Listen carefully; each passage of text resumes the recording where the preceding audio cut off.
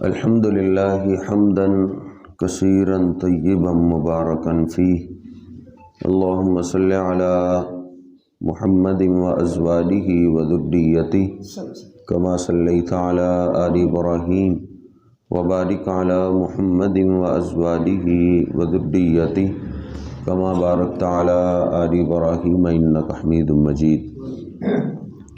رب اشرح لی صدری ویسر لی امری واحلل عقدۃ من لسانی یفقہوا قولی۔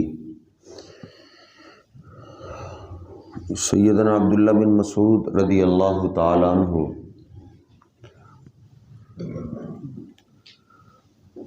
جو قرآن کے قاری تھے، ان کے بارے میں نبی پاک صلی اللہ علیہ وسلم فرمایا کرتے تھے کہ اگر کوئی جبریل امین سے قرآن سننا چاہے یا یہ پتہ کرنا چاہے کہ جبریل امین قرآن کیسے پڑھتا ہے، تو وہ عبداللہ بن مسعود رضی اللہ تعالیٰ عنہ کو سن لے، یہ بالکل ویسے پڑھتے ہیں جیسے جبریل امین پڑھتے ہیں۔ وہ فرماتے ہیں من احب ان یحبہ اللہ ورسولہ، جو آدمی پسند کرتا ہے کہ اللہ اور اللہ کے رسول صلی اللہ علیہ وسلم اس آدمی سے محبت کریں، یعنی ایک تو یہ ہے کہ سارے ہی ہم دعویٰ کرتے ہیں اللہ سے بھی محبت ہے اور اللہ کے محبوب پیغمبر سے بھی محبت ہے۔ یاد رکھیے یک طرفہ محبت کو ذلت ملتی ہے۔ اگر کوئی یہ چاہتا ہے کہ اللہ بھی مجھ سے پیار کرے اور اللہ کے محبوب پیغمبر بھی مجھ سے پیار کرے، موت کے وقت تو سب کو پتہ چل جاتا ہے کون اس محبت کے قابل تھا، لیکن اگر کوئی زندگی میں جاننا چاہتا ہے تو فَلْيَنْظُرْ، تو وہ آج ہی دیکھ لے، فَإِنْ كَانَ يُحِبُّ الْقُرْآنَ فَهُوَ يُحِبُّهُ اللَّهُ وَرَسُولُهُ، اگر اس کا تعلق قرآن پاک سے ہے، محبت قرآن پاک سے ہے، تو وہ یقین کر لے اللہ بھی اس سے پیار کرتا ہے اور اللہ کے محبوب پیغمبر بھی اس سے پیار کرتا ہے۔ میرا اور آپ کا دین سے کتنا تعلق ہے، یہ ہمارا تعلق قرآن پاک سے پتہ چلے گا۔ ہمیں تو قرآن پاک بالکل آسانی سے مل گیا، جس مسجد میں چلے جائیں، مدرسے میں چلے جائیں، ہر گھر میں تقریباً قرآن پاک مل جاتا ہے، لیکن نبی پاک صلی اللہ علیہ وسلم کو قرآن اس طرح اتنی آسانی سے نہیں ملا تھا جتنی آسانی سے ہمیں ملا ہے۔ میرے باپ نے میرے لیے ایک محل بنایا، بنگلہ بنایا، ٹکا ٹکا کما کما کے پیسہ جوڑ جوڑ کے اس نے بنگلہ بنا دیا ہے۔ اس بنگلے کی مجھے اتنی قدر نہیں ہے جس کو مفت میں مل گیا ہے، جتنی قدر میرے باپ کو ہے۔ نبی پاک صلی اللہ علیہ وسلم نے قرآن پاک بڑی مشقت سے حاصل کیا ہے۔ امی عائشہ طیبہ طاہرہ رضی اللہ تعالیٰ عنہ فرماتی ہیں نبی پاک صلی اللہ علیہ وسلم سخت سردی کے موسم میں، اور مدینہ پاک کی سردی میں نے دیکھی ہے، سردی کے موسم میں پاکستان میں وہ سردی کا تصور بھی نہیں، جتنی سخت سردی ہوتی اور ٹھنڈی تیز ہوا چلتی۔ فرماتی ہیں اگر سخت سردی کا موسم ہوتا اور جبریل امین آپ کے پاس قرآن پاک لے کر آتے تو آپ کے پسینے چھوٹ جایا کرتے تھے، وَإِنَّ جَبِينَهُ لَيَتَفَسَّدُ عَرَقًا، آپ کی پیشانی سے پرنالے کی طرح پسینہ بہہ رہا ہوتا تھا۔ اتنی مشقت آپ نے اٹھائی قرآن پاک کو حاصل کرنے کے لیے۔ عمر فاروق رضی اللہ تعالیٰ عنہ جیسا بہادر انسان کہتا ہے نبی پاک صلی اللہ علیہ وسلم اگر ہمارے پاس ہوتے، جبریل امین وہی لے کر آتے، تو آپ کی سانسیں اکھڑ جاتی تھی، خراٹوں کی آواز آنے لگتی، آپ کے چہرہ پاک کی شکل اور صورت بدل جاتی، ہم سے دیکھی نہ جاتی، اور ہم آپ کے اوپر چادر ڈال دیا کرتے۔ نبی پاک صلی اللہ علیہ وسلم نے یہ مشقت کس کے لیے برداشت کی ہے؟ قرآن پاک کو حاصل کرنے کے لیے۔ ایک دفعہ نہیں، 23 سال اور ایک ایک دن میں کئی بار. جب پہلی دفعہ قرآن پاک آیا تھا نا، پہلا اقرا بسم ربک الذی خلق، تو آپ کا پورا جسم کانپ رہا تھا. گھر آئے کب کبھی تالیے، آپ نے گھبرائے ہوئے آتے ہی کہا زملونی، مجھ پہ کمبل ڈالو، مجھ پہ چادر ڈالو. آپ پہ کمبل چادر ڈال دی گئی. کافی دیر کے بعد آپ کی طبیعت سنبھلی، سیدہ خدیجہ قدموں میں بیٹھ گئی. اللہ کے حبیب کیا ہوا؟ آپ نے فرمایا خدیجہ کیا پوچھتی ہو؟ خشیت علی نفسی، آج تو مجھے میری جان کا خطرہ پڑ گیا تھا، ایسے لگا جیسے میری جان نکلنے لگی. اس لیے میرے حضرت نبی پاک صلی اللہ علیہ وسلم کی محبت کا معیار بھی قرآن پاک سے چیک ہوتا ہے. قرآن پاک سے تعلق کتنا ہے؟ اللہ رب العزت کے ہاں بھی مقام مرتبہ قرآن والے کا. نبی پاک صلی اللہ علیہ وسلم نہ چلتے چلتے سیدنا ابی بن کعب کے پاس پہنچے. صحیح البخاری میں 3-4 جگہ ہے، مسلم میں بھی ہے. حیران ہو گئے، اللہ کے حبیب میرے پاس پیغام بھیج دیتے، غلام حاضر ہو جاتے. آپ فرماتے ابی میں اپنی مرضی سے نہیں آیا، مجھے تیرے پاس اللہ نے بھیجا. ان اللہ کا امرنی ان اقرأ علیک القرآن، اللہ نے کہا میں تجھے قرآن سناؤں. سیدنا ابی پھوٹ پھوٹ کے رونے لگے. اسمانی اللہ، عرشوں کے مالک نے کسی کو کہا ہوگا کسی کو قرآن سنا دو، یا عرش پہ میرا نام بھی اللہ نے لیا ہے. آپ نے فرمایا سماک اللہ ابی، آج عرش پہ اللہ نے تیرا نام لے کے کہا ہے ابی آپ کی امت کا قاری ہے، اس کو جا کے قرآن سنا. یہ ان کو مقام کیوں ملا ہے؟ ان کے پاس کچھ جانوروں کے ریوڑ نہیں تھے، کوئی دنیا کا مال وافر نہیں تھا، ان کے پاس قرآن پاک کی دولت تھی. جس کے پاس قرآن کی دولت ہے اس کے پاس ساری دولتیں. اس لیے اللہ سے تعلق ملانا ہے پھر بھی قرآن کے قریب ہو جائیں. نبی پاک صلی اللہ علیہ وسلم سے تعلق ملانا ہے پھر بھی تعلق قرآن پاک سے ملا ہے. احد کے شہداء، ادھر کوئی شان کی کسر باقی رہ جاتی؟ یہ کون تھے؟ جو نبی پاک صلی اللہ علیہ وسلم کے پیچھے نمازیں پڑھتے تھے، جو آپ کے خطبات سنتے تھے، جو آپ کا دیدار کرنے والے تھے، آپ کی خدمت کرنے والے، آپ کی نوکری چاکری کرنے والے، دن میں کئی بار آپ کے چہرہ پر انوار کا دیدار کرنے والے. اور ادھر سے بھی بڑھ کے آج تو یہ نبی پاک صلی اللہ علیہ وسلم کے دفاع میں لڑتے لڑتے انہوں نے اپنی جان کا نذرانہ دے دی، جان قربان کر. ادھر کو کسر باقی رہ جاتی. پھر بھی نبی پاک صلی اللہ علیہ وسلم نے جب فیصلہ کیا نا، یہ جو 70 شہید ہو گئے، 3-3 4-4 کی ایک قبر بنا لو، لیکن جب کوئی قبر تیار ہو جائے مجھے اطلاع ضرور دینا. نبی پاک صلی اللہ علیہ وسلم کو اطلاع دی جاتی ہے اللہ کے حبیب قبر تیار ہوگی. آپ تشریف لاتے، اللہ کے حبیب یہ 3-4 کے لیے یہ قبر ہم نے تیار کی. آپ ان 3-4 کو عزت دینے کے لیے ان میں سے عزت کس کو دینی ہے اس کے بارے میں اللہ کے حبیب ایک سوال کرتے تھے. وہ سوال یہ نہیں ہوتا تھا ان میں سے سب سے زیادہ میرے پیچھے نمازیں کس نے پڑھی، ان میں سے سب سے زیادہ میری خدمت کرنے والا کون تھا. یہ نوری علم ہے. اس علم کے استاد کی سوچ جو اس دور میں تھی آج بھی وہی ہے. اس علم کا استاد خدمت سے راضی نہیں ہوتا، سبق سے راضی ہوتا. نبی پاک صلی اللہ علیہ وسلم نے یہ نہیں پوچھا میری خدمت کون کرتا تھا، یہ بھی نہیں پوچھا آج ان میں سے کافروں کو زیادہ مارا کس نے، جنگ کس نے لڑی ہے، کون دلیر تھا ان میں سے. نہیں، بلکہ ایک سوال آپ یہ پوچھتے تھے او میرے صحابہ مجھے بتاؤ ان 3-4 میں سے ایہم اکثر اخذا للقرآن، قرآن کس کو زیادہ آتا تھا، قرآن کا قاری کون ہے، قرآن والے کو ادھر شان دینی ہے. ہم اشارہ کرتے اللہ کے حبیب ان 3-4 میں سے تو اس کو بڑا قرآن ہے.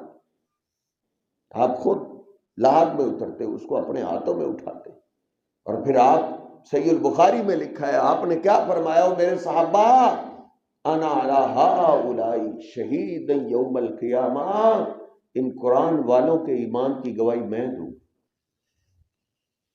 کل ایک شاعر کہہ رہا تھا کہ وہ کیس نہیں ہارتا جس کا وکیل اللہ کے پیغمبر بن جائے۔ قرآن والے قیامت کے دن نہیں ہاریں گے، ان کی گواہی اللہ کے محبوب پیغمبر دیں گے۔ اس لیے قرآن سے تعلق ملائے ہیں۔ ادھر تو عمر کی بھی قید نہیں، ادھر تو عمر کی بھی قید نہیں ہے کہ تیری عمر 30 سال کی ہو گئی، اب تو اس ڈگری کے قابل نہیں، 40 سال نہیں، یہ کچھ دنیاوی فنون اور علوم نہیں ہے، یہ نوری علم ہے۔ تیری جان نکلنے تک تجھے اللہ نے موقع دیا ہے، کبھی آ جا، میری کلام کو سیکھنے والا بن جا۔ 40 سال کی عمر میں قرآن سیکھنا تو اللہ کے محبوب پیغمبر کی پیاری سنت ہے۔ جناب صدیق نے 38 سال کی عمر میں قرآن سیکھنا شروع کیا۔ صحابہ جس عمر میں مسلمان ہوئے اسی عمر میں وہ قرآن سیکھنے والے بن گئے۔ ادھر یہ بھی نہیں دیکھا جاتا کون کتنا یاد کرتا ہے۔ اللہ تو شان دینے کے لیے دل دیکھتا ہے، اس کے دل میں قرآن کا پیار کتنا ہے، قرآن کی عظمت کتنی ہے۔ صبا بڑی خوشی ہوئی، قاری صاحب بتا رہے تھے اسٹوڈنٹ نے ایک ہی دن میں پورا سپارہ یاد کیا۔ بہت اچھی بات ہے، لیکن اس علم میں یہ نہیں دیکھا جاتا اس نے سپارہ یاد کیا، آدھا کیا، پاؤ کیا، صفحہ کیا۔ یہ تو آدھا صفحہ بھی نہیں کر سکتا، یہ ایک آیت کر سکتا ہے۔ دل سے صاف ہو کے اللہ کے قرآن سے محبت کر کے سیکھنے والا ہو، بھلے بوڑھا ہو جائے، ہر روز ایک آیت سیکھے، اللہ کے ہاں اس کی بڑی شان ہے۔ دیکھ لو مدینے پاک میں ایک سٹوڈنٹ ہے، آنکھوں سے نبینا ہے، ہر روز ایک آیت کا سبق سیکھتے۔ آج گھر سے نکلے ایک آیت کا سبق لینے کے لیے۔ وہ کیسے عظیم لوگ تھے، وہ اللہ کے حبیب سے اتنا پیار کرتے تھے، وہ گلی کی خوشبو سے اندازہ لگا لیتے تھے میرے حبیب اس طرف گئے ہو، جس طرف سے خوشبو آئی اسی طرف نکل پڑے۔ جب خوشبو زیادہ محسوس ہونے لگی دور سے یہ آواز دے دی، علمنی آیت یا رسول اللہ، اللہ کے حبیب ایک آیت کا سبق سکھا دے۔ عبداللہ بن ام مکتوم آپ سے ایک آیت سیکھنے کے لیے آیا ہے۔ علمنی آیت یا رسول اللہ، اللہ کے حبیب مجھے ایک آیت سکھا دے۔ نبی پاک صلی اللہ علیہ وسلم مکہ کے سرداروں کے پاس بیٹھے، چودھریوں کے پاس بیٹھے، جن کے دلوں کے اندر قرآن والوں کا احترام نہیں ہوتا، وہ اپنی دولت جانتے ہیں۔ انہوں نے شرط لگائی ہوئی ہے کہ اگر آپ ہمیں اپنی بات سنانا چاہتے ہیں تو پھر یہ غریب لوگ ہمارے برابر بیٹھے، ہماری توہین ہوتی۔ آپ ہمیں سنانا ہی چاہتے ہیں تو جب آپ ہمارے پاس ہوں، یہ غریب لوگ نہ ہیں۔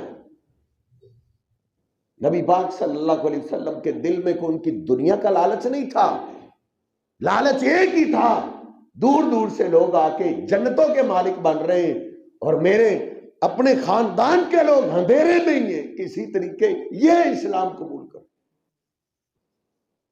یہی دکھ آپ کو اندر اندر سے کھائے جا رہا تھا۔ لعلک باخع النفس علی آثارہم، اللہ نے بھی کہہ دیا اللہ کے حبیب آپ ان کی فکر چھوڑیں، آپ کا کام پہنچانا ہے۔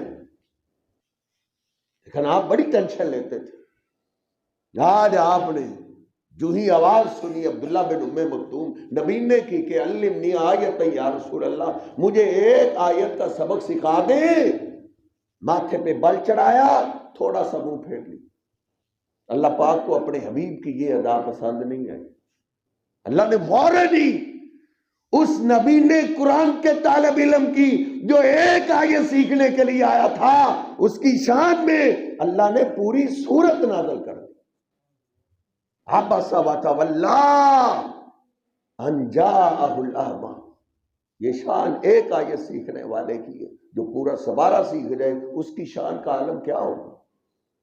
عبس وتولی ان جاءہ الاعمی وما یدریک لعلہ یزکا، ماتھے پہ بل چڑھا لیا، انہوں نے منہ پھیر لیا۔ ان کے پاس ایک نبینا قرآن سیکھنے کے لیے آ گیا تھا، وہ اپنے آپ کو پاک کرنا چاہتا تھا، نوری علم سے اپنے اندر کو روشن کرنا چاہتا تھا، اور آپ کو کافروں کی فکر۔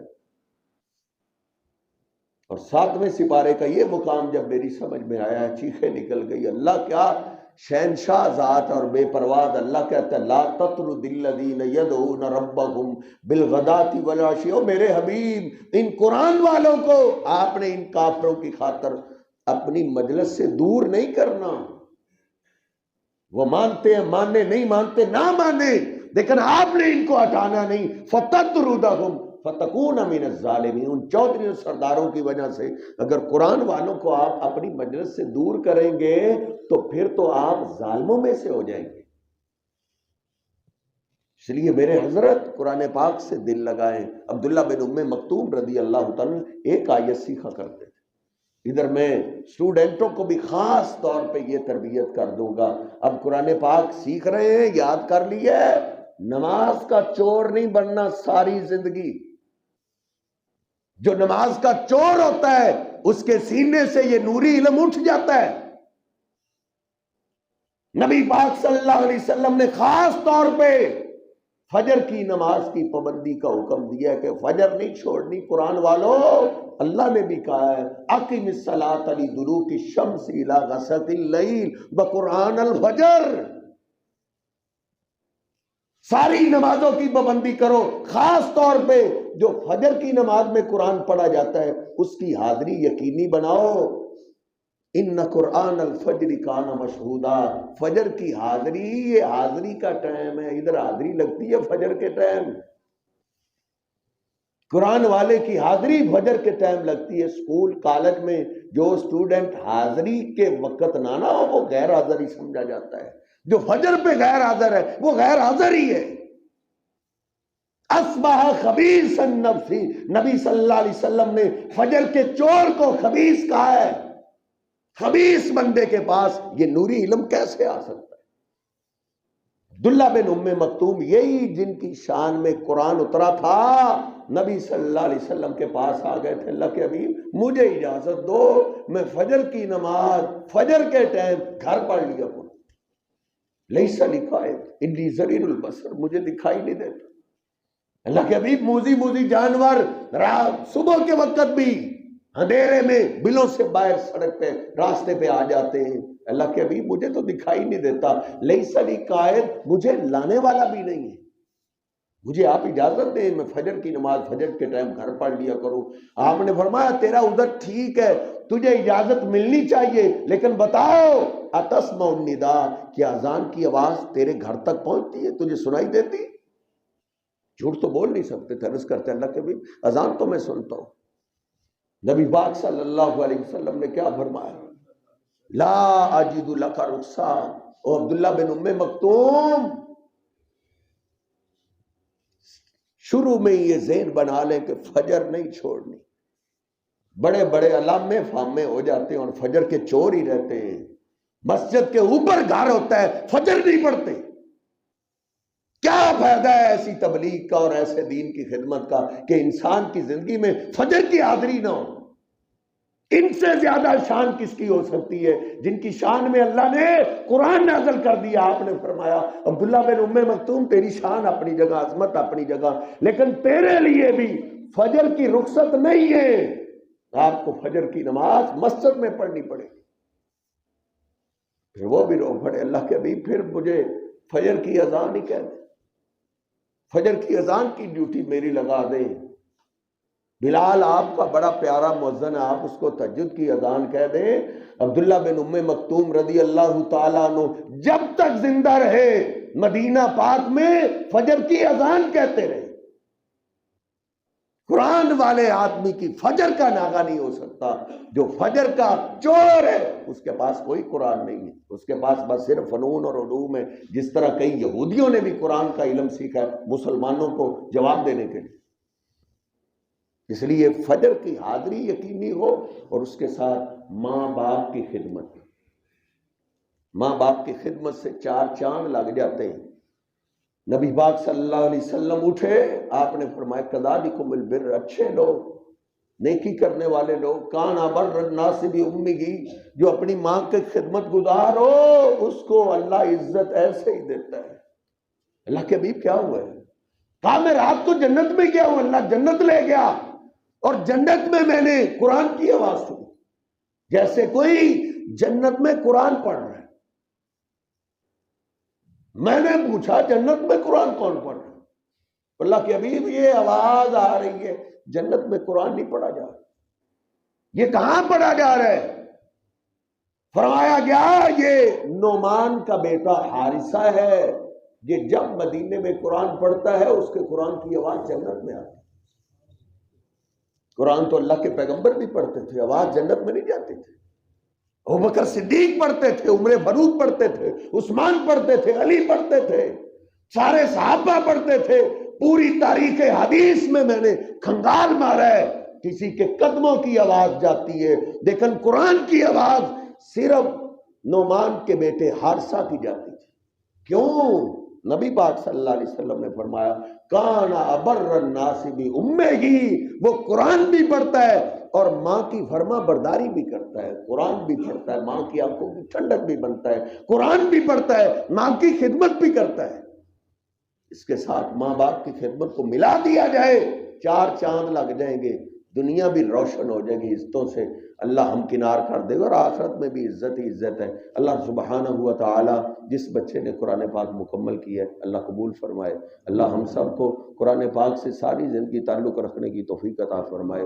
جن اساتذہ نے پڑھایا ہے اللہ ان کے لیے ذریعہ نجات بنائے، جو معاونین ہیں اللہ ان کے کاروبار میں برکتیں عطا فرمائے، ماں باپ کے لیے اس بیٹے کو اللہ صدقہ جاریہ بنائے۔ وأقول قولی ھذا استغفر اللہ لی ولکم ولسائر المسلمین۔